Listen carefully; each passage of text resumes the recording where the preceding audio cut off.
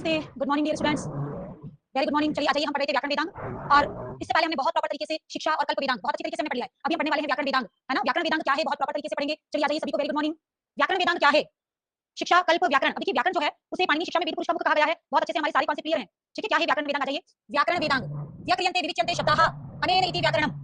व्याक्रियन्ते विविच्यन्ते शब्दाः अनेन इति व्याकरणम्, अर्थात जिस शास्त्र के द्वारा, जिस ग्रंथ के द्वारा शब्दों के प्रकृति प्रत्यय का विवेचन किया जाता है उसे व्याकरण कहते हैं। सामान्यतः आप सभी को पता है कि व्याकरण क्या करता है। कोई शब्द व्याकरण के पास यदि है तो उसमें कौन सा उपसर्ग लगा है, कौन सा प्रत्यय लगा है, कौन सी धातु है, समस्त शब्द कौन से लिंग में है, कौन से वचन में है, कौन सी विभक्ति में है, इत्यादि सभी व्याख्या करने का कार्य करता है व्याकरण शास्त्र। तो हम लोग यहाँ पर कह रहे हैं कि व्याक्रियन्ते विविच्यन्ते शब्दाः अनेन इति व्याकरणम्, अर्थात जिस शास्त्र के द्वारा शब्दों के प्रकृति प्रत्यय का विवेचन किया जाए। प्रकृति शब्द का तात्पर्य यहाँ पर है धातु। प्रकृति शब्द का तात्पर्य यहाँ पर है धातु, और प्रत्यय तो आप जानते ही हैं, यानी कि कौन सी धातु है, कौन सा प्रत्यय है, कौन सा उपसर्ग है ना, कौन सा उपसर्ग है, इत्यादि सभी के बारे में बताने वाला शास्त्र ही व्याकरण शास्त्र कहलाता है। पाणिनि शिक्षा में व्याकरण को वेद पुरुष का मुख बताया गया है। मुखम व्याकरणम स्मृतम। पाणिनि शिक्षा में व्याकरण को वेद पुरुष का मुख बताया गया है। आपको पता है कि पाणिनि शिक्षा में कहा गया है कि मुखम व्याकरणम स्मृतम, अर्थात जो वेद पुरुष का मुख है वही कौन है? व्याकरण है, यानी कि व्याकरण को वेद पुरुष के मुख के रूप में कल्पित किया गया है। ऋग्वेद के एक मंत्र में व्याकरण शास्त्र को एक वृषभ के रूप में बांधा गया है। वृषभ यानी बेल। वृषभ शब्द का तात्पर्य है बेल। व्याकरण शास्त्र में कहा गया है, व्याकरण शास्त्र यानी कि कौन? महाभाष्य। ऋग्वेद के एक मंत्र में कहा गया है कि व्याकरण शास्त्र तो एक बेल है, व्याकरण शास्त्र तो एक वृषभ है, यानी कि बेल है, और उस बेल के चत्वारी श्रृंगा, चार सिंह हैं। उस व्याकरण रूपी बेल के, उस व्याकरण रूपी वृषभ के क्या हैं? चत्वारी श्रृंगा, चार सिंह हैं। चार सिंह कौन होते हैं? नाम, आख्यात, उपसर्ग, निपात। व्याकरण रूपी बेल के चार सिंह हैं। चार सिंह कौन होंगे? चार सिंह यहाँ पर जाएंगे, नाम, आख्यात, उपसर्ग, निपात। आपने निरुक्तम पढ़ा है तो निरुक्तम में बहुत स्पष्ट रूप से लिखा है चत्वारी पद जातानि, यानी कि पदों के चार विभाग। कौन कौन से पदों के चार विभाग जो बताए गए हैं वो हैं नाम, आख्यात, उपसर्ग और निपात। तो ये चत्वारी श्रृंगा एक बेल के, व्याकरण रूपी बेल के चार सिंह जो है वो नाम, आख्यात, उपसर्ग और निपात हैं। त्रयोस्य पादाः, इसके तीन पैर हैं। त्रयोपादाः, इसके तीन पैर हैं। तीन पैर हो गए वर्तमान काल, भूतकाल और भविष्य काल। त्रयोस्य पादाः, द्वे शीर्षे, दो इसके सिंग हैं, दो इसके सिंग हैं। सप्त हस्ता, सात विभक्तियां हैं। ठीक है, चत्वारी श्रृंगा, चार सिंह हैं। त्रयोस्य पादा, तीन पैर हैं। तीन पैर हो गए आपके वर्तमान, भूत, भविष्य। द्वे शीर्षे, देखिए आप यहाँ पर लिख देंगे द्वे शीर्षे, दो सिर हैं। कौन? परस्मैपद और आत्मनेपद। परस्मैपद और आत्मनेपद नामक द्वे शीर्षे, दो सिंह हैं। सप्त हस्तास्वस्य, इसके सात हाथ हैं, यानी सात विभक्तियां हैं। कंफर्म करो, एग्जाम में ये प्रश्न भी पूछा गया है। चत्वारी श्रृंगा का तात्पर्य क्या है? चत्वारी श्रृंगा, चार सिंह हैं, नाम, आख्यात, उपसर्ग, निपात। त्रयोस्य पादा, तीन पैर हैं, वर्तमान, भूत, भविष्य। द्वे शीर्षे, दो सिंह हैं, परस्मैपद और आत्मनेपद, और सात विभक्तियां हैं, यही सात हाथ हैं। सात विभक्तियां ही आपके सात हाथ हैं। त्रिधा बद्धो, यह व्याकरण रूपी वृषभ, पूरा कंठ शिरः, तीन स्थानों से बंधा हुआ है। यह व्याकरण रूपी वृषभ उकशी, आपको पता है उकशी जितना होता। बहुत अच्छी तरीके से मैंने बताया है कि पाणिनि ने संपूर्ण उच्चारण स्थलों की संख्या बताई है 8। 8 उच्चारण स्थलों को बाह्य और आभ्यंतर वेद से दो भागों में विभक्त किया गया है। बाह्य उच्चारण स्थल जो हैं वो तीन हैं। कौन? उकशी, उरह, कंठ और सिर। उरह हृदय, कंठ और सिर, उकशी। तो ये उरह, कंठ और सिर, ये तीन ही कौन है? त्रिधा बद्धो, तीन प्रकार से वो व्याकरण रूपी वृषभ बंधा हुआ है, अर्थात शब्दों की व्युत्पत्ति और उनके अर्थबोध के लिए व्याकरण का ज्ञान आवश्यक है। कंफर्म है ना? आपको पता है कि वह व्याकरण रूपी वृषभ तीन तरीके से बंधा हुआ है। तीन तरीके कौन-कौन से हैं? उकशी यानी कि उरह, कंठ और सिर। उरह, कंठ और सिर तीन तरीके से बंधा हुआ है। त्रिधो बद्धो वृषभोर्वीति, क्लियर? त्रिधा बद्धो वृषभोर्वीति, तीन तरीके से बंधा हुआ वृषभ। रोरवीति, रोरवीति यानी रोता है। रोरवीति अर्थात रोता है। अर्थात व्याकरण कौन है? शब्दों की व्युत्पत्ति, उनका अर्थबोध के लिए व्याकरण का ज्ञान आवश्यक है। यानी कोई शब्द कैसे बना उसका अर्थबोध करने के लिए व्याकरण का ज्ञान बहुत आवश्यक है। कात्यायन और पतंजलि ने व्याकरण के 5 प्रयोजन बताए हैं। आपको बहुत अच्छे से पता होना चाहिए कि पतंजलि ने अपने महाभाष्य में लिखा है कि रक्षोहागम लघ्व संदेह प्रयोजनम।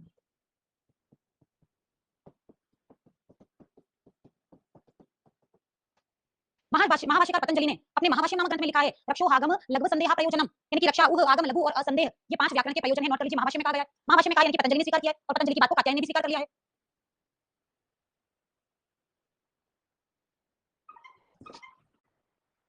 कंठस्थ कीजिए किस किसने? पतंजलि ने अपने महाभाष्य में व्याकरण के 5 प्रयोजन स्वीकार किए हैं। कौन-कौन है वो हैं आपके रक्षोहागम लघु संदेह प्रयोजनम। रक्षों का तात्पर्य क्या है? आ जाइए, रक्षों का तात्पर्य है वेदों की रक्षा। रक्षों का तात्पर्य है वेदों की रक्षा। जो व्यक्ति वेदों के प्रति सम्मान करता है, वेदों की रक्षा करना चाहता है, वेदों की रक्षा वही व्यक्ति कर पाएगा जो कि वेद को पढ़ना जानता है, और वेद को पढ़ना वही जानता है जिसे व्याकरण ज्ञान हो। व्याकरण का ज्ञान होगा तो वेद को पढ़ सकेगा, तो उसे पढ़ने पर पता चलेगा कि व्याकरण कितनी बड़ी ज्ञान राशि है, तभी वो वेदों की रक्षा करेगा। तो वेदों की रक्षा करने के लिए व्याकरण का ज्ञान आवश्यक है। उस शब्द का तात्पर्य यथास्थान विभक्तियों आदि का प्रयोग, यथास्थान विभक्तियों आदि का परिवर्तन। जो व्यक्ति व्याकरण को जानता है वही विभक्तियों में परिवर्तन कर सकता है। जैसे यदि हमने कहा पठति, हमने कहा पठति, पठति अर्थात पढ़ता है, पठति अर्थात पढ़ता है। यदि हमको पठति शब्द नहीं लिखना है ना, पठति अर्थात पढ़ता है, यानी कि ये तो हो गया कौन? वर्तमान काल। ये तो हो गया आपका कौन? वर्तमान काल। और यदि आपने पठति के साथ स्म लगा दिया तो ये पूरा का पूरा कंटेंट बन गया किसमें? भूतकाल में, यानी कि उसने पढ़ा। तो ऐसे शब्दों में चेंजेस करना वही जानता है जिसको कि व्याकरण का ज्ञान है। कंफर्म है? हम यहाँ पर कह रहे हैं रक्षा का तात्पर्य वेदों की रक्षा, उस शब्द का तात्पर्य यथास्थान विभक्ति आदि में परिवर्तन करना। आगम, आगम शब्द का तात्पर्य है निष्काम भाव से वेदादि का अध्ययन। आगम शब्द का तात्पर्य निष्काम भाव से वेदादि का अध्ययन, यानी कि बिना किसी कारण से वेदों को पढ़ना ही कौन है? आगम है। लघु शब्द का तात्पर्य संक्षेप में शब्द ज्ञान। व्याकरण में सूत्र हैं, और सूत्र क्या करते हैं? बहुत बड़ी विषय वस्तु को संक्षिप्त रूप में याद करवा देते हैं। तो संक्षिप्त ज्ञान की तरीके से नॉलेज जो है वो भी व्याकरण ही देता है। असंदेह का तात्पर्य संदेह का निवारण, असंदेह का तात्पर्य संदेह का निवारण, और संदेह का निवारण भी कि इस शब्द में ये विभक्ति है या ये विभक्ति है, ऐसा विभक्ति इत्यादि का ज्ञान का निवारण भी कौन कर सकता है? जिसको व्याकरण आता है वही भाषा में संदेह का निवारण कर सकता है। तो यहाँ पर जो व्यक्ति व्याकरण जानता है वो व्याकरण पढ़ के ये पता लगाएगा कि व्याकरण कितना अच्छा नॉलेज है। यदि उसे पता चलेगा तो वेदों की रक्षा करेगा। उस शब्द का तात्पर्य यथास्थान विभक्ति में परिवर्तन, विभक्ति में परिवर्तन वही कर सकता है जिसको व्याकरण का ज्ञान है। फिर आगम, निष्काम भाव से वेदादि का अध्ययन।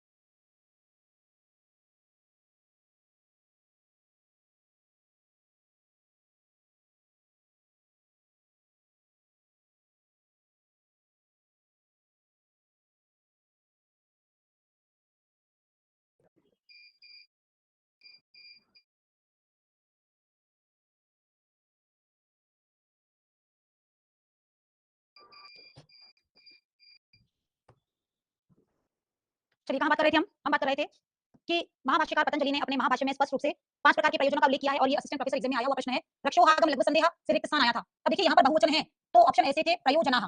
रक्षोहागम लघु संदेह तो ऑप्शन ए था प्रयोजनाः, ऑप्शन बी था प्रयोजनानि, ऑप्शन सी था प्रयोजनम और ऑप्शन डी था सर्वे। आ रहा है ना समझ में?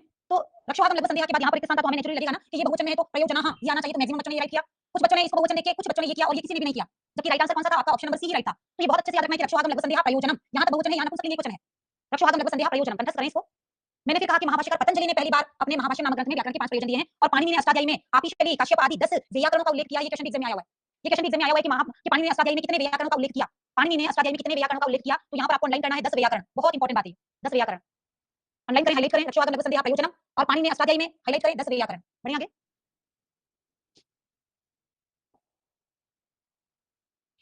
व्याकरण ग्रंथ वो है जो कि किसी शब्द में आने वाले उपसर्ग, प्रकृति, प्रत्यय, धातु, शब्द रूप आदि के बारे में हमें सिखाता है। नेक्स्ट आता है प्रातिशाख्य ग्रंथ क्या है। प्रातिशाख्य शब्द का तात्पर्य है प्रत्येक शाखा से संबंधित व्याकरण आदि का बोध करवाने वाला ग्रंथ। देखो आप में से कोई बच्चा ये सोचे कि वेदों में कहाँ व्याकरण होगा, तो वेदों में कौन है? भाषा है, और जहाँ जहाँ भाषा है वहाँ व्याकरण होता ही पता है आपको। तो प्रातिशाख्य का तात्पर्य है प्रत्येक शाखा से संबंधित, यानी कि वेद की बहुत सारी शाखाएं आपको पता है। महाभाष्य का पतंजलि ने ऋग्वेद, यजुर्वेद, सामवेद, अथर्ववेद की क्रमशः 2100 1000 और 9 शाखाएं बताई है, तो उनसे संबंधित प्रत्येक शाखा से संबंधित व्याकरण का ज्ञान करवाने वाला ग्रंथ ही कौन है? प्रातिशाख्य ग्रंथ है। प्रातिशाख्य ग्रंथों में शिक्षा, व्याकरण और छंद तीनों से साक्षात संबंध है। कई बार एग्जाम में प्रश्न आया कि प्रातिशाख्य ग्रंथ का संबंध किससे है, तो देखो प्रातिशाख्य ग्रंथ का सबसे पहला सीधा संबंध किससे है? शिक्षा से है। दूसरे नंबर पर व्याकरण और तीसरे नंबर पर छंद से है। प्रातिशाख्य ग्रंथों का संबंध सबसे पहले शिक्षा, फिर व्याकरण, फिर छंद, तीनों से है। लेकिन एक ही ऑप्शन करना हो तो आपको शिक्षा करना पड़ेगा, कंफर्म है?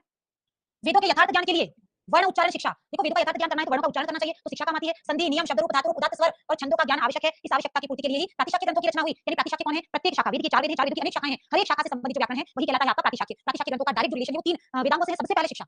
4 ऑप्शन आ जाए कि शिक्षा, व्याकरण, छंद और ज्योतिष, चारों में से किससे है, तो 4 में से एक ही चूज करना होगा। एक ही चूज करना होगा तो आप शिक्षा चूज करोगे, और आपको लगभग 2 या 3 चूज करने का अधिकार होगा, तब आप चूज करोगे शिक्षा, व्याकरण और छंद, क्रमशः क्रमशः यूजफुल है ये, ठीक है। हम बात करें वेदों के यथार्थ ज्ञान के लिए सबसे पहले आपको चाहिए वर्ण उच्चारण, और वो देता है कौन? शिक्षा।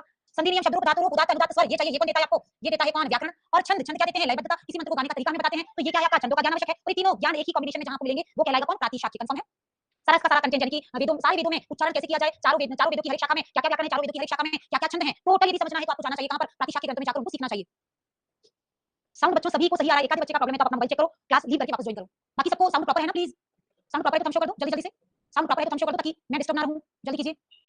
वेदों के प्रातिशाख्य की बात करें, सबसे पहला ऋग्वेद में, ऋग्वेद का प्रातिशाख्य, सबसे पहले प्रातिशाख्य ऋग्वेद का प्रातिशाख्य। ऋग्वेद का प्रातिशाख्य ऋग्वेद में के मंत्रों को कैसे बोला जाए, ऋग्वेद के मंत्रों में क्या व्याकरण है, ऋग्वेद के मंत्रों में जो छंद है उसे कैसे गाया जाए, ये सारा बताता है कौन? ऋग्वेद का प्रातिशाख्य। इसी को ऋग प्रातिशाख्य भी कहते हैं। देखो ऋग्वेद के प्रातिशाख्य का नाम है ऋग प्रातिशाख्य। ऋग प्रातिशाख्य का संबंध ऋग्वेद की शाखा शाखा से है।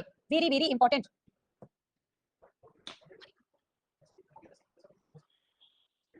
बढ़िया आगे। ऋग्वेद का प्रातिशाख्य, ऋग्वेद का प्रातिशाख्य ऋग प्रातिशाख्य है, और ऋग प्रातिशाख्य का संबंध ऋग्वेद की शाकल शाखा से है, क्योंकि आपको पता है ना एकमात्र उपलब्ध शाखा जो होगी उसी पर तो सारा काम होगा। तो ऋग्वेद की एकमात्र उपलब्ध शाखा का नाम है शाकल शाखा, और शाकल शाखा पर ही ऋग प्रातिशाख्य उपलब्ध है। ऋग प्रातिशाख्य को पार्षद या परिषद सूत्र भी कहा जाता है, बहुत इंपॉर्टेंट बात। ऋग प्रातिशाख्य को पार्षद या परिषद सूत्र भी कहा जाता है, वेरी वेरी इंपॉर्टेंट, हाईलाइट करें। ऋग्वेद की प्रत्येक शाखा से संबंधित जो व्याकरण है वो कहलाएगा ऋग प्रातिशाख्य। और ऋग प्रातिशाख्य में हमें क्या क्या मिलेगा? 3 चीजें मिलेंगी। सबसे पहले हमें मिलेगा क्या कि ऋग्वेद के मंत्रों को कैसे गाया जाए, है ना, उच्चारण कैसे किया जाए। दूसरा हमें मिलेगा ऋग्वेद के प्रत्येक मंत्र में क्या क्या व्याकरण है। तीसरा हमें मिलेगा ऋग्वेद के मंत्रों को कैसे गाया जाए, उसकी लयबद्धता कैसी हो, यानी कि शिक्षा मिलेगा सबसे पहले, व्याकरण और फिर छंद। हर एक ऋग्वेद के हर एक मंत्र के लिए ये सारी चीजें जिस ग्रंथ ने निकाली है वही ऋग प्रातिशाख्य है। ऋग प्रातिशाख्य के रचयिता आचार्य शौनक हैं। ऋग प्रातिशाख्य शाकल शौनक, ऋग प्रातिशाख्य, ऋग प्रातिशाख्य डैश करके ट्रिक बना दो, शाकल और शौनक। शाकल तो शाखा है और शौनक ऋषि है। शाकल कौन है? शाखा है, और शौनक कौन है? ऋषि। सब पता है आपको। ऋग प्रातिशाख्य ऋग्वेद का प्रातिशाख्य है, और इसके तो शाकल शाखा पे उपलब्ध है, शाकल शाखा बताइए। शौनक कौन है? ऋषि। सबको बताइए, आगे बढ़ाइए। शुक्ल यजुर्वेद के प्रातिशाख्य की बात कर रहे हैं। इस प्रातिशाख्य के रचयिता कात्यायन है, कात्यायन। शुक्ल यजुर्वेद के तो सर्वेसर्वा याज्ञवल्क्य हैं, और याज्ञवल्क्य और कात्यायन का तो रिलेशन बताइए, कात्यायनी। शुक्ल यजुर्वेद में बहुत बार पढ़ा है हमने। तैत्तिरीय प्रातिशाख्य, तैत्तिरीय प्रातिशाख्य का संबंध कृष्ण यजुर्वेद की तैत्तिरीय शाखा से, सबको पता है। तैत्तिरीय प्रातिशाख्य का संबंध कृष्ण यजुर्वेद की तैत्तिरीय शाखा से है। 2 प्रश्नों में 12-12 अध्याय हैं। यहाँ पर 2 प्रश्न दे रखे हैं, 2 प्रश्न 2 भाग दे रखे हैं जिसमें 12-12 अध्याय हैं। इस प्रकार इस प्रातिशाख्य में कुल 24 अध्याय हैं। आप तो तैत्तिरीय 24 कर दो, तैत्तिरीय 24, तैत्तिरीय के ऊपर 24 लिख दो, तैत्तिरीय के ऊपर आप लिख दीजिए 24। तैत्तिरीय प्रातिशाख्य में 24 अध्याय हैं। तैत्तिरीय प्रातिशाख्य में 24 अध्याय हैं, कंफर्म।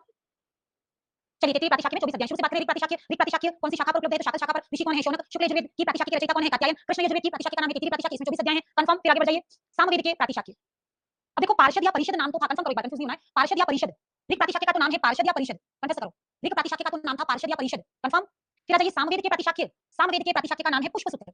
यहाँ पर बहुत स्पेस बचता है बच्चों, है ना, लिख दीजिए। ऋग प्रातिशाख्य के रचयिता, ऋग प्रातिशाख्य का तो अन्य नाम है कौन?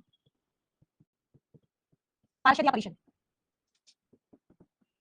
सामवेद के प्रातिशाख्य का नाम है पुष्पसूत्र, अलग से निकाला करो, ये जो स्पेस होता है ना, अलग से उसको भी यूज किया करो आप लोग। हम कह रहे सामवेद के प्रातिशाख्य का नाम है पुष्पसूत्र, उसके रचयिता कौन है? पुष्प ऋषि। इसमें 10 प्रपाठक हैं जिनका संबंध सामगान से होगा, तो हाँ सामवेद की तो हर एक चीज का संबंध सामगान से ही है ना। वाटिका टेलर, बेटा मैंने एक परिचर्चा करके क्लास ली थी, अभी लाइव सेक्शन में पढ़ी होगी।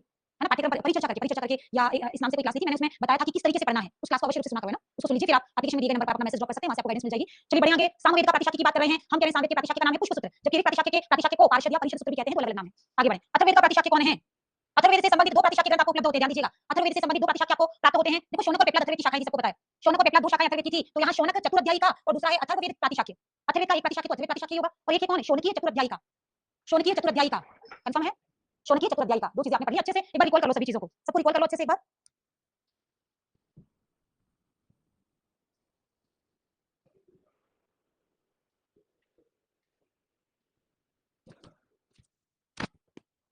शिक्षा कल्प व्याकरण, ठीक है, व्याकरण तक का मैटर आपके पास पढ़ा दिया गया है। चलिए शिक्षा कल्प व्याकरण के बाद हम लोग आ जाते हैं निरुक्त पर। जल्दी से आगे बढ़िए, हम आ जाते हैं निरुक्त पर। कंटेंट अच्छे से याद करना है, अभ्यास तो थोड़ा बहुत करना ही पड़ेगा, पता है आपको, ठीक है। चलिए आ जाते हैं निरुक्त वेदांत क्या है, उसको पढ़ना शुरू करते हैं।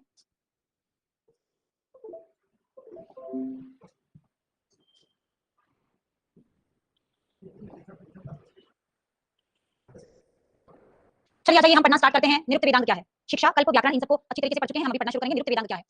देखिए निरुक्त शब्द की विपत्ति कैसे हुई, सबसे पहले तो ये याद करना है कि निरुक्त शब्द की विपत्ति कैसे हुई।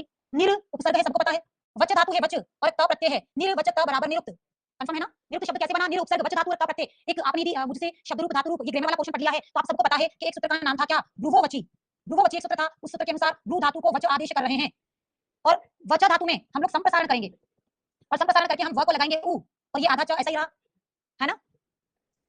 तो निरुक्त में नीर का र हलंत है, र में यहाँ पर संप्रसारण करके उ आया, तो ये रहा आपका निरु, ठीक है। संयोगांत से लोपा से च का लोप हो गया होगा, ये बन गया निरुक्तम। और ऐसी सारी सिद्धियां हमने व्याकरण में बहुत ज्यादा सिखा रखी है, तो आपको तो याद रखा था कि धातु का नाम है भ्रू, और भ्रू धातु से भ्रुवची करके हमने वच लिया, और वच से आपका संप्रसारण होकर उच्च बना, चकी इस संज्ञा होकर लोप हो गया व, है ना। व आपका संप्रसारण होकर क्या बन गया? उ बन गया, तभी आपका निरुक्त शब्द निष्पन्न हुआ। तो कई बार पूछ लेते हैं निरुक्त शब्द कैसे बनना, तो निर्वच और त। अन्य नाम क्या है निरुक्त का? शब्द व्युत्पत्ति शास्त्र। निरुक्त का अन्य नाम है शब्द व्युत्पत्ति शास्त्र। निरुक्त के रचनाकार कौन है? महर्षि यास या यासमुनि। निरुक्त का प्रतिपाद्य विषय है निर्वचन या फिर व्युत्पत्ति। बहुत बार बेसिक इंट्रोडक्शन कर चुके हैं हम लोग, है ना। निरुक्त शब्द की धातु याद करनी है, धातु में आप वच भी कर सकते हैं, और वच एग्जाम में नहीं हो तो आप इसकी जगह भ्रू भी कर सकते हो। निरुक्त भ्रू धातु और त प्रत्यय, या भ्रू नहीं है तो वच होगा, ठीक है। निरुक्त का अन्य नाम है शब्द व्युत्पत्ति शास्त्र, इसके रचयिता कौन है? यासमुनि। निरुक्त का प्रतिपाद्य है निर्वचन या व्युत्पत्ति। निर्वचन या व्युत्पत्ति क्या चीज है, बहुत बार हम लोग बता चुके हैं ना। निर्वचन या व्युत्पत्ति क्या है, हम काफी बार बता चुके हैं। यदि आप अंग्रेजी विषय पढ़ना प्रारंभ करते हो, संप्रसारण क्या होता है? बेटा आपने ग्रामर मुझसे पढ़ो, उधर से ग्रामर पढ़ना शुरू करो। संप्रसारण इको अंशी का विपरीत है। इको अंशी के स्थान पर यहां आदेश करता है संप्रसारण, यन के स्थान पर इक आदेश करता है। ग्रामर में इतनी बार संप्रसारण और ये सारी चीजें हमने करवा रखी हैं, तो एक मैंने परिचर्चा करके वीडियो बनाया, तो वीडियो को अवश्य सुनिएगा, ताकि आपको ये पता चले कि क्या-क्या चीजें आपको पढ़नी है। चलिए आ जाइए, हम कहां बात करें, निरुक्त शब्द का अर्थ क्या है। मैंने आपसे कहा कि आप अंग्रेजी की कोई भी पुस्तक पढ़ना प्रारंभ करते हैं, तो वहां काफी शब्द ऐसे होते हैं जिनका की अर्थ आपको पता नहीं होता है, तो आप डिक्शनरी ढूंढते हैं, या वर्तमान समय में आप गूगल पे सर्च करते हैं कि इस शब्द का क्या मतलब है, या ये शब्द की विपत्ति कैसी है, ये शब्द कैसे यूज होता है। तो वैसे ही हम लोग जब व्याकरण, जब हम वेद पढ़ते हैं, वेद में कोई मंत्र पढ़ते हैं, और मंत्र पढ़ते समय कोई शब्द हमें बहुत कठिन लगता है, तो उस शब्द के लिए हमारे पास जो डिक्शनरी रूपी ग्रंथ है, वही आपका कौन है? निरुक्तम है। तो हम यहाँ पर कह रहे हैं निरुक्तम क्या है, तो निरुक्तम निर्वचन शास्त्र है या विपत्ति शास्त्र है, ये वैदिक कठिन शब्दों की विपत्तियां बताएगा। सायन बहुत ज्यादा इंपॉर्टेंट, ऋग्वेद भाष्य भूमिका में, सायन ने ऋग्वेद भाष्य भूमिका में लिखा है, अर्थावबोधे निरपेक्षतया पद जातम यत्र उक्तम तत् निरुक्तम। कर सकते हो इसको?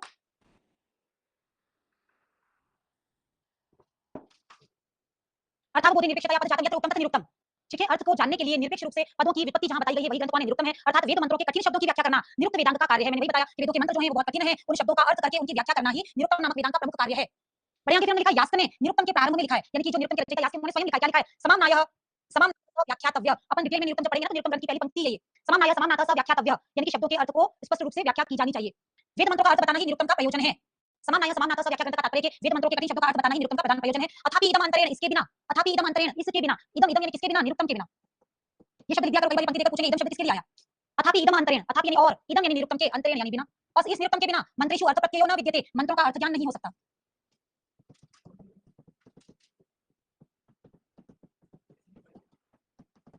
अथापि इदम अंतरेण मंत्रेषु अर्थ प्रत्ययो न विद्यते, और इस निरुक्तम के बिना मंत्रों का अर्थों का ज्ञान नहीं हो सकता, मंत्रों का अर्थ पता नहीं चल सकता है, क्योंकि वेदों के मंत्र इतने कठिन हैं, इतने क्लिष्ट हैं कि उनका अर्थ ज्ञान हम नहीं कर पाते। लेकिन हम यदि निरुक्तम में जाकर उन शब्दों की विपत्तियां देखें, तो विपत्तियों से हमें मंत्रों का अर्थ पता लग जाएगा। तो अथापि इदम अंतरेण मंत्रेषु अर्थ प्रत्ययो न विद्यते। अब देखिए सभी वेदांग सूत्र शैली में लिखे गए हैं, हाइलाइट करो, वेरी वेरी इंपॉर्टेंट। वेदांग किस शैली में लिखे गए हैं, प्रश्न आता है। सभी वेदांग शिक्षा व्याकरण निरुक्त छंद ज्योतिष 6 प्रकार के वेदांग कौन सी शैली में लिखे गए हैं, तो सारे के सारे वेदांग सूत्र शैली में लिखे गए हैं। लेकिन ये जो निरुक्तम है, ये गद्य शैली में लिखा गया है। हाइलाइट करें, बहुत इंपॉर्टेंट बात। सभी वेदांग सूत्र शैली में है, लेकिन निरुक्तम गद्य शैली में लिखा गया ग्रंथ है। बहुत इंपॉर्टेंट बात, वेदांग कौन सी शैली में लिखे गए हैं, सारे के सारे वेदांग सूत्र शैली में लिखे गए हैं, लेकिन अकेला निरुक्तम कौन सी शैली में लिखा गया? अकेला निरुक्तम गद्य शैली में लिखा गया है। निरुक्तम व्याकरण शास्त्र की परिपूर्णता है। हाइलाइट करें, निरुक्तम जो है वो व्याकरण शास्त्र की परिपूर्णता है। यानी व्याकरण को पूर्ण रूप से समझना है तो हमें निरुक्तम पढ़ना चाहिए। बहुत इंपॉर्टेंट लाइन हाइलाइट करो संस्कृत वाली कि तदिदम व्याकरणस्य कार्त्स्न्यम, कई बार पूछा गया है। तदिदम व्याकरणस्य कार्त्स्न्यम, यह पद कौन से वेदांग के लिए आया है? तो ये आया है निरुक्तम वेदांग के लिए। और ये तदिदम, इदम किसके लिए आया? इदम वही आपका निरुक्तम।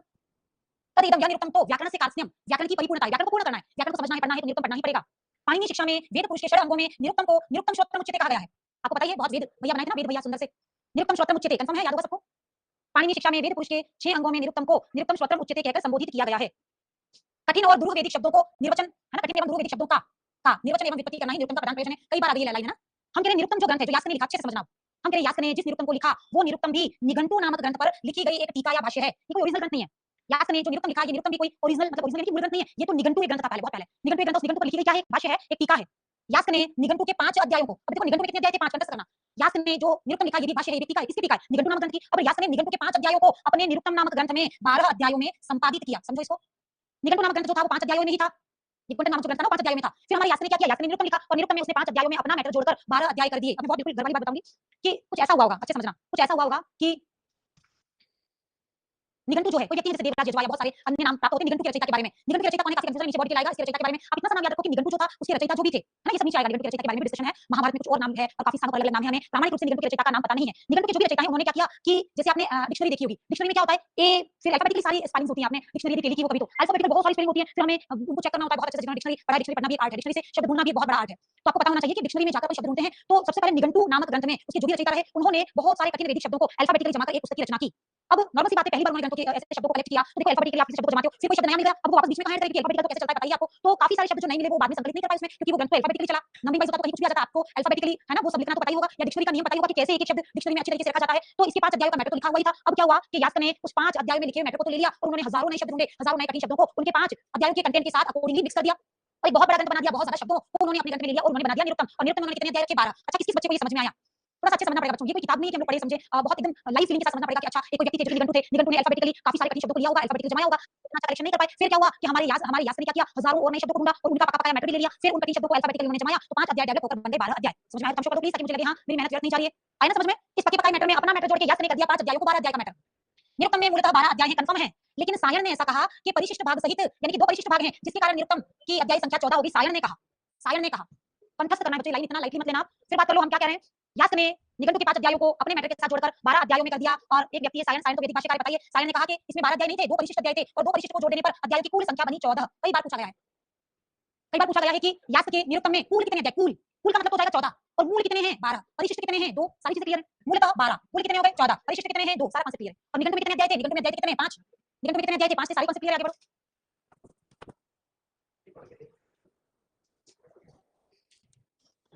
चलिए बढ़िया, आगे कॉन्सेप्ट क्लियर हो गया होगा, ये बहुत इंपॉर्टेंट कंटेंट है तो समझना अच्छे से। हम कह रहे हैं निघंटु और निरुक्तम में क्या संबंध है, प्रैक्टिकली समझना। हम कह रहे हैं कि निघंटु में 5 अध्याय थे, देखो पहले भाग में 3, फिर 1 4 1 5। निघंटु में कितने अध्याय थे, 5, समझ में आ गया होगा। निघंटु में कितने अध्याय थे, 5। तो इन्होंने क्या किया, 1 से लेकर 3 अध्याय का नाम तो रखा निघंटु कांड, 4 से 6 अध्याय नेगम कांड, 7 से 12 अध्याय देवत कांड। वापस से समझो, ये जो 3 1 4 3 1 1 लिखा है ना, ये तो निघंटु का है कि निघंटु नामक ग्रंथ में तो 5 अध्याय थे। और हमारे ये देखो आप 1 से 3 4 से 6 और 7 से 12, यानी कि ये आगे वाला आंकड़ा चल रहा है किसका, निरुक्तम का। अब अच्छे से समझना, हम ये कह रहे हैं कि निघंटु में जो 5 अध्याय थे ना उसमें 1 से लेकर 3 अध्यायों को निघंटु कांड कहा। किसने, निघंटु ने कहा। अच्छे से वापस समझो, बिल्कुल घर वाली बात है। निघंटु ने जो निघंटु नामक ग्रंथ में पहले 3 अध्याय को निघंटु कांड कहा गया, चौथे अध्याय को नेगम कांड, पांचवें अध्याय को देवत कांड कहा गया। किसमें, निघंटु में। 1 से 3 चौथा और पांचवा, इसको चाहो तो आप ऐसा कर दो, ये चौथा ये पांचवा, इसको ऐसे कर दो, चौथा पांचवा कर दो। चलो 1 से 3 है ना, 1 से 3 ऐसे कर दो, 1 से 3, ये 1 से 3 है, ये चौथा ये पांचवा है। अब ऐसे प्रश्न एग्जाम में खूब पूछे जाते हैं, निघंटु में प्रारंभिक 3 अध्यायों को क्या कहा जाता है, निघंटु कांड। निघंटु के चौथे अध्याय का नाम क्या है, नेगम। निघंटु के पांचवें अध्याय का नाम क्या है, देवत। एक बार मुझे ये कंटेंट याद करके सुनाओ, पीछे वाला ये वाला। निघंटु में कुल 5 अध्याय थे, 1 से 3 निघंटु कांड, चौथा नेगम कांड, पांचवा देवत कांड। ये कंफर्म करो एक बार, कंफर्म करो जल्दी जल्दी से,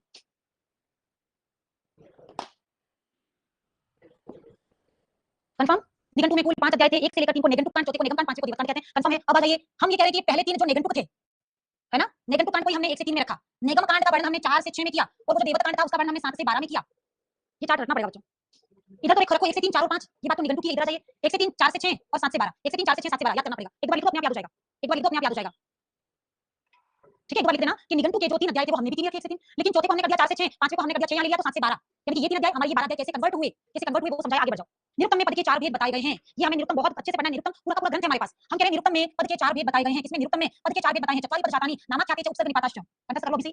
चत्वारी पद शातानि नामाख्याते च उपसर्ग निपाताश्च, यानी कि नाम, आख्यात, उपसर्ग और निपात। प्रत्येक सेंटेंस में, प्रत्येक वाक्य में 4 चीजें होती हैं।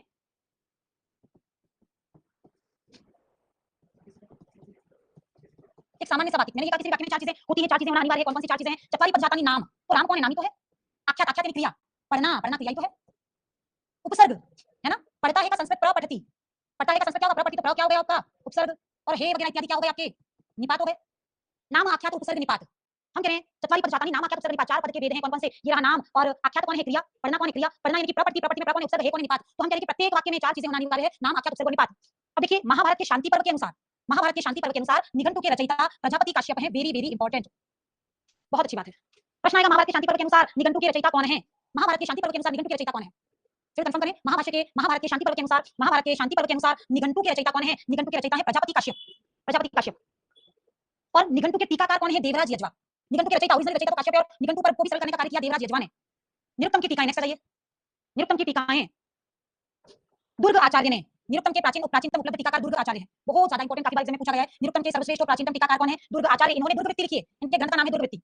निरुक्तम के टीकाकार का नाम है दुर्ग आचार्य। सर्वश्रेष्ठ प्राचीन उपलब्ध टीकाकार कौन है? दुर्ग आचार्य, और इनकी टीका का नाम है दुर्गवृत्ति। बहुत इंपॉर्टेंट। कल्याण सेनी, जिनकी आईडी बेटा जो भी प्रश्न है ना आप ऑफिस नंबर पे पूछो, है ना, वहां पूछो, वहां मैं भी उसमें से जो क्वेश्चन के आंसर मुझे देने मैं भी वहां आंसर देती हूं, और जो टेक्निकल इशू है उनका टेक्निकल टीम आंसर देती है। यहां बेटा आप कुछ चीज पूछोगे ना तो मैं यहां कमेंट पे ध्यान नहीं देती, मैं कंटेंट ही पढ़ाती हूं यहां पर। तो जो भी जिसका भी इशू, चाहे टेक्निकल हो, चाहे कोर्स से रिलेटेड हो, चाहे कुछ भी पूछना हो, यहां पर तो आप इसके बारे में पूछो कि मैडम ये सही है, ये गलत है, ये समझ नहीं आया, ये समझा दो। इसके अलावा यहां किसी तरह की बात नहीं करेंगे, है ना। जो भी चीजें बेटा वहां पूछो, वहां पर जो मेरे लायक चीजें ना उनके आंसर मैं देती हूं वहां पर भी। आप बिल्कुल ऑफिस नंबर पर व्हाट्सएप मैसेज करें, वहां पर प्रश्न आंसर दिया जाता है। लेकिन यहां पर आपका जो प्रश्न है वो बाकी 1000 बच्चों का प्रश्न नहीं है। तो पर्सनली एक को गाइड करना, 1000 बच्चे वो फील करते हैं क्या इनका प्रॉब्लम सॉल्व कर रहे हैं। यहां पर तो इससे रिलेटेड बात अवश्य करो, कंटेंट से रिलेटेड बात करो, ना टेक्निकल, ना पर्सनल इशू, ना पर्सनल कोई राय, वो सब ऑफिस नंबर पर मैसेज करें, वहां कंटीन्यूअसली आपकी प्रॉब्लम को वॉच किया जा रहा है, सॉल्व किया जा रहा है। जो मेरे लिए है वो मुझे बताई जाती है, मैडम इस प्रॉब्लम को आप सॉल्व करें। तो बेटा सभी से रिक्वेस्ट है कि यहां पर क्लास में केवल ये मैडम ये कौन है, ये क्या लिखा है, ये नहीं समझ में आया, इसको दोबारा समझा दो, ये चीजें हम लोग डिस्कस करेंगे। टेक्निकली मैडम कोर्स बनाना है, अभी मैडम थोड़ी ना पढ़ाएंगी, मैडम पढ़ाएंगी सिर्फ, ठीक है। तो प्लीज सभी से रिक्वेस्ट है प्यारे बच्चों, आप जो भी समस्या है ना ऑफिस नंबर के व्हाट्सएप पर मैसेज करो, हर प्रश्न का उत्तर दिया जाएगा। पर्सनली हम लोग कई बार कॉल बैक करके भी प्रॉब्लम सॉल्व करते हैं आप लोगों की, तो वो उसका काम है, ठीक है।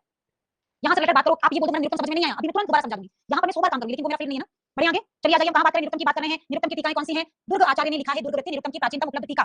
दुर्ग आचार्य ने अपने ग्रंथ में 14 निरुक्तकारों का नाम उल्लेख किया है। कितनी बार आया हुआ प्रश्न, हाईलाइट करो, वेरी इंपॉर्टेंट। पहला प्रश्न बहुत इंपॉर्टेंट बनता है कि निरुक्तम के प्राचीनतम टीकाकार कौन है? दुर्ग आचार्य। निरुक्तम की सर्वश्रेष्ठ टीका कौन है? दुर्गवृत्ति। दुर्ग आचार्य ने अपनी दुर्गवृत्ति में कितने प्रकार के टीका, कितने प्रकार के निरुक्तकारों का उल्लेख किया है ना। दुर्ग आचार्य ने अपने निरुक्तम में कितने प्रकार के निरुक्तों का उल्लेख किया है? तो 14 प्रकार के निरुक्त के विद्वानों की बात बताते हैं वो, ठीक है। जबकि महर्षि यास्क ने 12 निरुक्तकारों का नाम उल्लेख किया है। दुर्ग आचार्य निरुक्तम की टीकाओं की बात करें। निरुक्तम की टीका, टीका का मतलब क्या होता है? आपने से काफी बच्चे पूछते हैं टीका क्या होता है? जैसे बुक की पासबुक होती है, बुक की क्या होती है? पासबुक। पासबुक सरल लगती है ना, सरल, सरलार्थ ज्यादा होता है, वोकैबुलरी ज्यादा अच्छी होती है, अच्छी तरीके से समझाया हुआ होता है। तो वैसे ही हर एक ग्रंथ की टीका या भाष्य होता है। आपको पता है मल्लिनाथ बहुत बड़े टीकाकार हैं, और बाकी तो ऋग्वेद इत्यादि वेदों पर तो बहुत ज्यादा माधव, है ना, वेंकट माधव और काफी सारे टीकाकार बहुत अच्छे से सारे ने बहुत ज्यादा व्याख्या कर रखी है। तो टीकाकार कौन है? कठिन ग्रंथों को सरल करके लिखने वाला रचयिता, यानी कि जैसे बुक की पासबुक, वैसे ओरिजिनल ग्रंथों के टीकाकार। तो दुर्ग आचार्य वो व्यक्ति हैं जिन्होंने निरुक्तम पर टीका लिखी, निरुक्तम पर पासबुक लिखी। अब उसका नाम क्या है? दुर्गवृत्ति। और इस दुर्गवृत्ति नामक ग्रंथ में दुर्ग आचार्य ने, यानी कि इसके राइटर ने लिखा कि 14 प्रकार के निरुक्तकार फेमस हैं। ये प्रश्न आया है। और जबकि महर्षि यास्क ने अपना निरुक्तम लिखा, तो निरुक्तम में उन्होंने लिखा कि मेरी नजर में तो 12 निरुक्तकार प्रसिद्ध हैं। आया समझ में? दुर्ग आचार्य ने निरुक्तम की सरल करके जो व्यक्ति लिखी, उसका नाम दुर्गवृत्ति है। इसने कहा कि मेरी नजर में तो 14 निरुक्तकार फेमस हैं, जबकि महर्षि यास्क ने 12 निरुक्तकारों का नाम उल्लेख किया है। ये दोनों कंपैरेटिव इसलिए लिखा है क्योंकि दोनों ही प्रश्न आ चुके हैं पहले। प्रश्न यहीं से बनेंगे, आपको बस सीरीज पढ़ना पड़ेगा। दूसरे टीकाकार कौन है? स्कंद महेश्वर। स्कंद महेश्वर, इनकी टीका लाहौर से प्रकाशित हुई है, वेरी इंपॉर्टेंट। ये वही स्कंद स्वामी है। स्कंद महेश्वर वही स्कंद स्वामी कौन, जिन्होंने ऋग्वेद पर सबसे पहले भाष्य लिखा था। ऋग्वेद पर सबसे पहले भाष्य किसने लिखा? स्कंद स्वामी में। स्कंद स्वामी वही कौन है? स्कंद महेश्वर। इन्होंने निरुक्तम पर भी टीका लिखी है। इनकी टीका प्रामाणिक और सारगर्भित है, क्योंकि वेदों पर काम कर चुके हैं तो ये ज्यादा एक्सपीरियंस है। तो इनकी टीका क्या है? प्रामाणिक और सारगर्भित होगी। तीसरी टीका का नाम है निरुक्त निचय। तीसरी टीका का नाम है निरुक्त निचय। रचयिता कौन है? वरुचि, या निरुक्तम के 100 श्लोकों की स्वतंत्र व्याख्या है। निरुक्तम के 100 श्लोकों पर इन्होंने स्वतंत्र व्याख्या की है, यानी कि निरुक्तम की व्याख्या को इन्होंने नहीं लिया, अपने तरीके से इन्होंने व्याख्या की है। ये भी याद रखें। निरुक्त निचय के रचयिता कौन है? वरुचि। निरुक्त निचय के रचयिता कौन है? वरुचि। आगे बढ़ो। वर्तमान समय में महर्षि यास्क के द्वारा लिखे गए निरुक्तम ही निरुक्त वेदांग का प्रतिनिधि ग्रंथ है। यानी वर्तमान समय में जो सबसे प्रामाणिक ग्रंथ माना जाता है डिक्शनरी के रूप में, वेदों की डिक्शनरी के रूप में वर्तमान समय में जो सबसे महत्वपूर्ण प्रामाणिक ग्रंथ माना जाता है वो है किसका? यास्क के द्वारा लिखा गया निरुक्तम। निरुक्तम में मूल अध्याय कितने हैं? 12। परिशिष्ट या प्रक्षिप्त अध्याय कितने हैं? 2। कुल अध्याय कितने हो गए? 14। निरुक्तम में विभिन्न शब्दों के पर्यायवाची दिए गए हैं। आपको पता होगा कि शब्द क्या है? पर्यायवाची। मतलब बहुत अच्छी वोकैबुलरी है ये। जैसे पृथ्वी के 21 पर्यायवाची, मेघ के 30। ये प्रश्न आया, मेघ के कितने पर्यायवाची बताए गए हैं? निरुक्तम में मेघ के कितने पर्यायवाची बताए हैं? प्रश्न आया है। पृथ्वी के 21, मेघ के 30, स्वर्ण के 15, वायु के 16, जल के 100 और वेद के 26 पर्यायवाची शब्द बताए गए हैं। ये आपको याद करना है। प्रश्न आया यहाँ से, प्रश्न आया यहाँ से, कंटेस्ट करना है, पता ही है, ठीक है। चलिए आगे बढ़े। फिर हम कह रहे हैं यास्क आचार्य के निरुक्त के प्रथम 3 अध्यायों में यास्क ने क्या लिखा? यास्क ने निरुक्तम लिखा। और इस निरुक्तम के पहले 3 अध्याय जो कि क्या थे? निघंटुक। पहले 3 अध्याय निघंटुक नाम से थे ना। इनमें इन पर्यायवाची शब्दों की व्याख्या है। भाई आपसे पूछा जाए कि निरुक्तम के कौन से अध्यायों में, तो निरुक्तम के प्रारंभिक 1 से 3 अध्याय जिनका की नाम क्या था? निघंटुक था। उस पर इन्होंने क्या किया? सभी शब्दों के पर्यायवाची शब्दों की व्याख्या की है। देखिए लिखा भी आता है, इन 3 अध्यायों को निघंटुक कांड कहते हैं। पर्यायवाची शब्दों की व्याख्या करने के कारण ही इन 3 अध्यायों को निघंटुक कांड कहते हैं। कौन से क्लियर? 2 बार तो पढ़ना ही पड़ेगा, मैं तो नया है थोड़ा सा, अच्छे से याद करना है। कोई पर्यायवाची कितने कितने हैं याद करना है ना, हमेशा ही प्रश्न आता है। फिर हम कह रहे हैं निरुक्तम के प्रारंभिक 3 अध्याय को निघंटुक कहते हैं। निघंटुक जो हैं वो इन 3 अध्यायों, वो क्या है? सभी शब्दों के पर्यायवाची शब्द वहां पर 1 से लेकर 3 अध्याय में निबद्ध है। इन 3 अध्यायों को निघंटुक कांड कहते हैं। निरुक्त के प्रतिपाद्य विषय बहुत इंपॉर्टेंट। निरुक्त के प्रतिपाद्य विषय 5 हैं। वर्णागम, वर्ण विपर्य, वर्ण विकार, वर्णनाश और धातु का अनेक अर्थों में प्रयोग। वर्णागम, वर्ण विपर्य, वर्ण विकार, वर्णनाश और धातु का अनेक अर्थों में प्रयोग। वर्णागमो वर्ण विपर्य दो चापरो वर्ण विकार नाशो धातस पदार्थाति शयन योगस्य उच्यते। पंचवेद निरुक्तम। कोशिश करना याद करने की, अभी एग्जाम बहुत लेट है, कोशिश करना याद करने की। निरुक्त गद्यात्मक है, बताइए सबको। बाकी सारे के सारे वेदांग जो है वो सूत्र शैली में लिखे गए हैं, लेकिन निरुक्तम अकेला गद्यात्मक है। निरुक्त और निघंटु का प्रथम शब्द गौ है। क्वेश्चन आया है। निरुक्तम और निघंटु दोनों में ही पहला शब्द क्या है? गौ। यानी कि जिस शब्द का पर्यायवाची बताया है या जिसकी व्युत्पत्ति इन्होंने बताना स्टार्ट किया ना, वो पहला शब्द इन्होंने लिया है गौ। ठीक है, यहां तक एक बार मैंने समझा दिया, कॉन्सेप्ट क्लियर कर दिया है। अब आप अच्छे से इसको पढ़ लीजिएगा, याद करना है कुल मिलाकर, ठीक है। कंटेंट याद करना है। 2 वेदांग आज में है। देखो शिक्षा कल्प हो चुका था, व्याकरण निरुक्त आ चुका है, छंद और ज्योतिष कल अच्छी तरह से हो जाएगा, यानी कि सारा का सारा पहली यूनिट मेरी तरफ से समाप्त हो जाएगी, ठीक है। तो कल हम पढ़ेंगे छंद वेदांग, और इससे पहले आज सारा का सारा कंटेंट बहुत अच्छी तरीके से पढ़ना है। यहाँ पर आप किसी भी तरह से कंटेंट से रिलेटेड क्वेश्चन को तो मुझसे पूछ लेना कल, ठीक है। चलिए आज की क्लास यहीं तक, धन्यवाद।